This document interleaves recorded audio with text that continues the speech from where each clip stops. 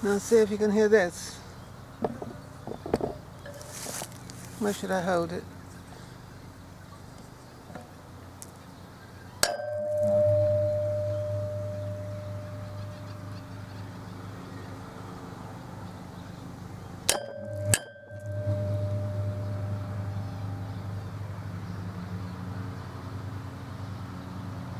The vibration lasts for quite a long time.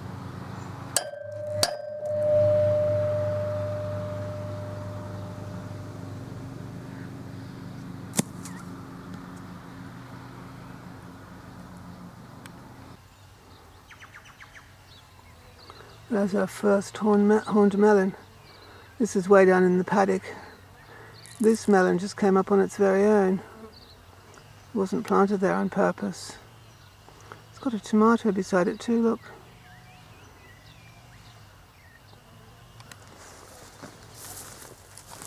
So here's a tomato that came up from a seed. And here's a horned melon with secondary leaves. There's the part from the seed. What are they called? Cotyledons or something?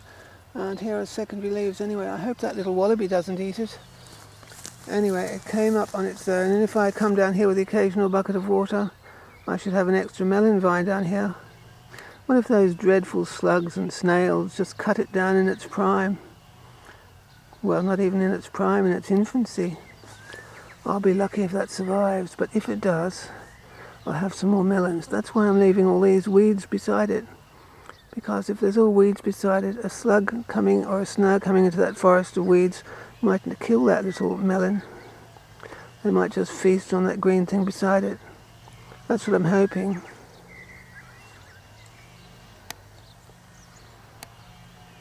That's what I'm hoping. Healthy little melon seed anyway. Cucumis metuliferus, come up wild from a seed down by a tree in the paddock. There's a little tomato coming up beside it. What is it? Solanum pimpinellifolium. A little wild tomato from Peru, about the size of a currant.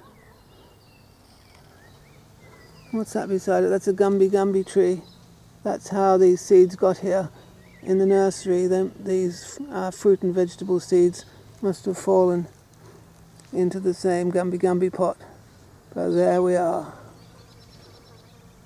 A beautiful Kalahari horned melon.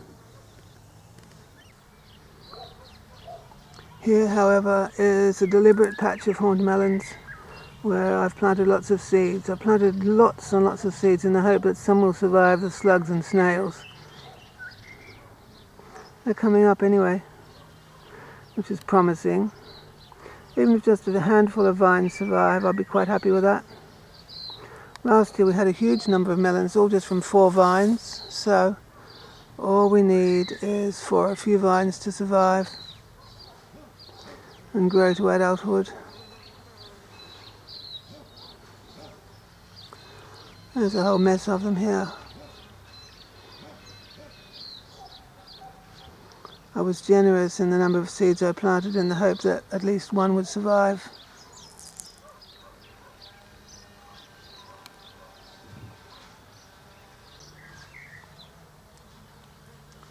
Anything can happen to seedlings. Just like any other population, there are always disasters. Now there's bunches of seedlings coming up, but right beside it, that looks like a dreadful blackbird has been excavating there. You can see that something has been excavating, drilling a hole, probably a blackbird foraging for worms. And there's another hole just alongside it. Where is it? There's another excavation just there. So anything can happen. They could pull up the whole lot, couldn't they, if they were determined. I don't think that blackbirds eat melon seedlings, but they might, do a bit of damage to some if they keep pulling like that.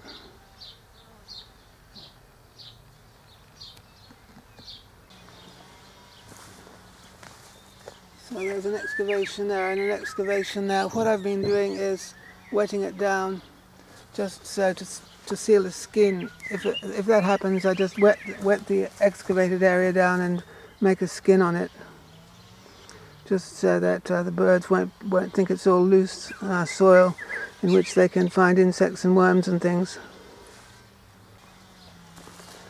Where the birds have caused the surface to become loose, I'll just seal it down a bit and I hope that they don't come back, but they probably will. But at least if there's a skin on it, it doesn't look like it, well, it's not so inviting to them.